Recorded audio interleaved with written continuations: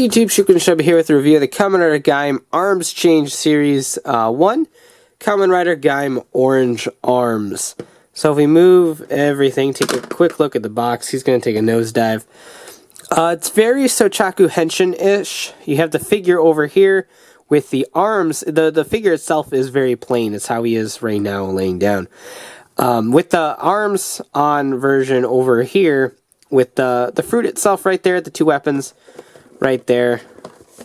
Nothing too crazy. It does show that Baron is next with the banana arms, that the banana can pop right onto Gaim. So you can have Gaim Banana Arms, which isn't in the show. I don't know if it's going to be in the show. If anything, they might do something like that for the Hyper Battle video. But as for now, the toys... the toys' main thing is the whole swapping of the arms, which is actually very cool and gives you more of an incentive to buy every figure.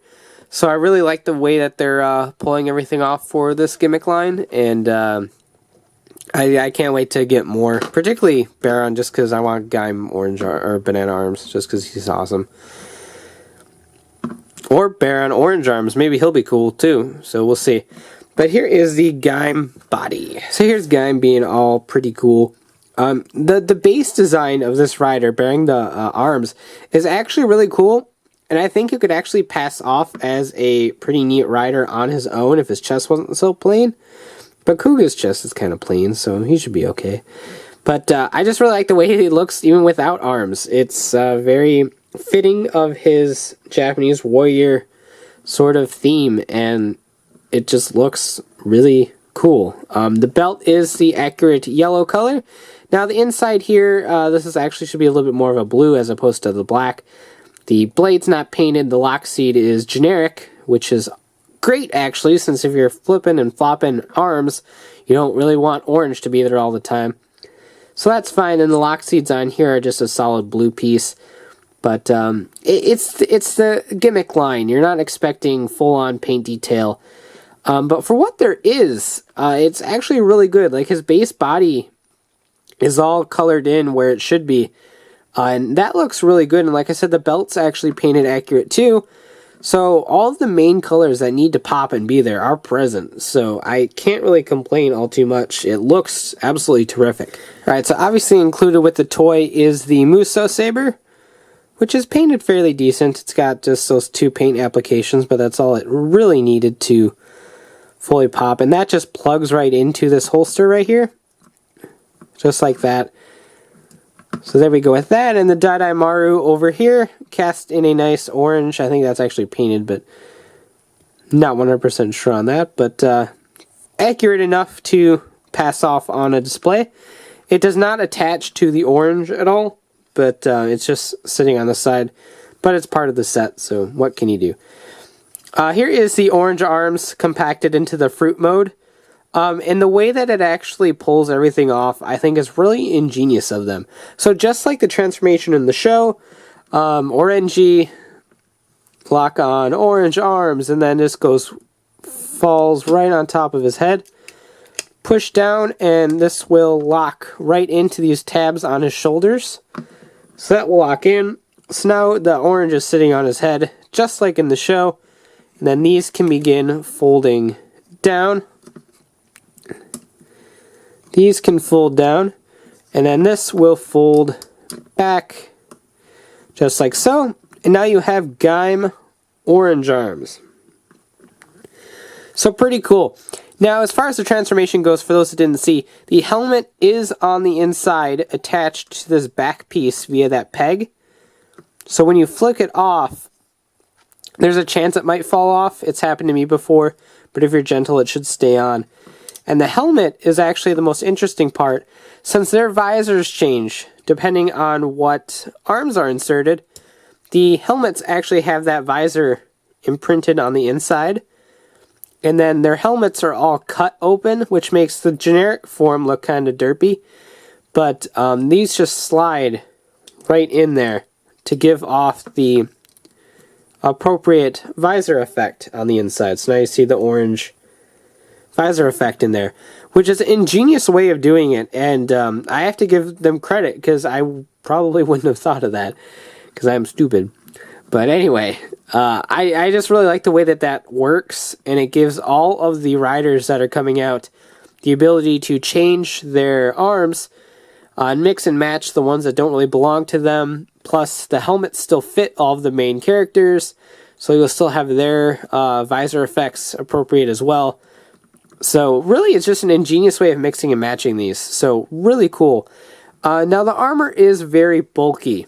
As you can see, it adds a lot of bulk to the figure.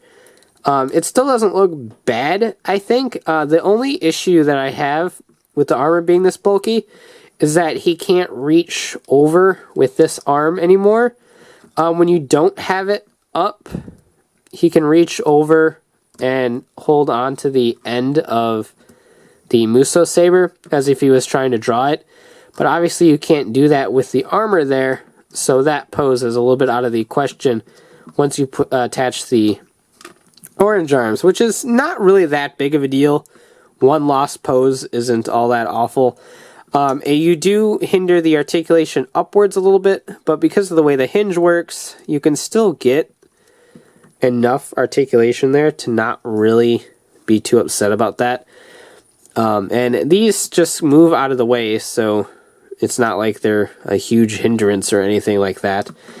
And this just doesn't get in the way at all. It is a little bit bulky, adds some bulk to the figure, but it doesn't really get in the way of anything. In terms of other points of articulation, the head is on a full ball joint, so lots of room to play with there. Kind of showed that off already, but there's a swivel system up there, swivel at the bicep, single joint at the elbow. Typical turn there. You have the 2-finger split right there, and same sort of swivel system in the hips, swivel at the thigh, single joint at the knee, and the ball jointed toe down there. Plus you have wrist or waist movement as well.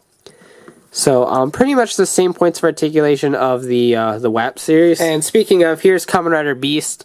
So as you can see, they kept the same height too. So the figure art's probably going to be a tad bit shorter than the gimmick figure, but just so you kind of know ahead of time. But they pretty much took the same base molding from the WAP series, which is fine with me because the articulation on the WAP series was enough for me to have fun with the figure. So I have no problems with that whatsoever. Really like the way that this ended up working out. The Daidaimaru fits in his hand perfectly okay.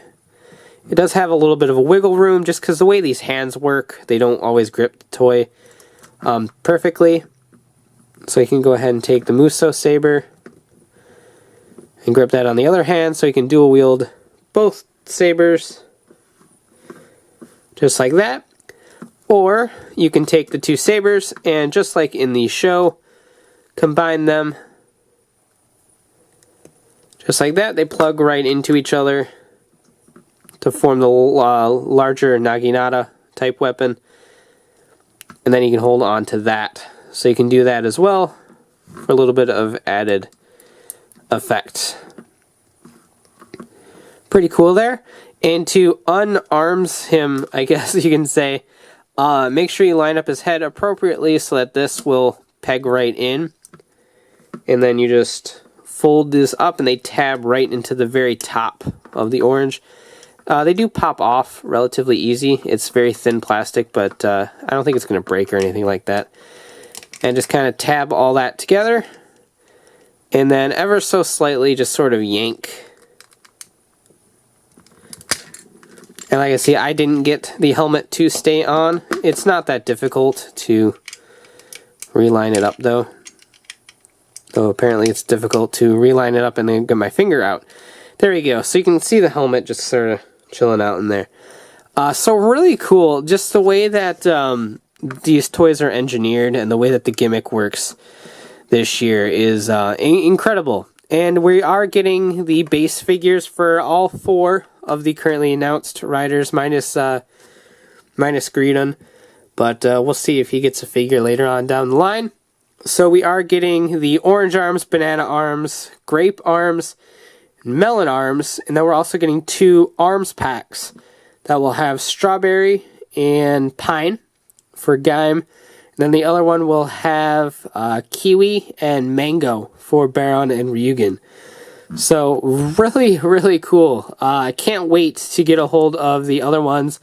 Baron comes out later on in the month, I think next week, alongside the Musou Saber.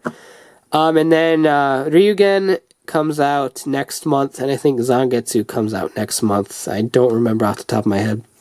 Actually, the first arm set with Strawberry and Pine comes out before Zangetsu does. But really cool. Can't wait to get a hold of more of these and just really have a ball with this line. So the later reviews are going to be really fun. Love it. Can't wait to get more, and I definitely recommend it for any Gaim fan.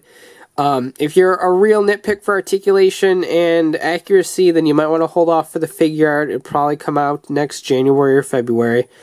But honestly, with the arms packs as they work, I can't get over the fun factor in this line. So I 100% recommend it. It reminds me of the module change series in terms of fun. You can't really beat it. So definitely recommended for Gaim fans, and if you can't wait for the figure art, this is a great representation and a great way to just have fun with the line. Thanks for watching, take care, and have a great one. Bye.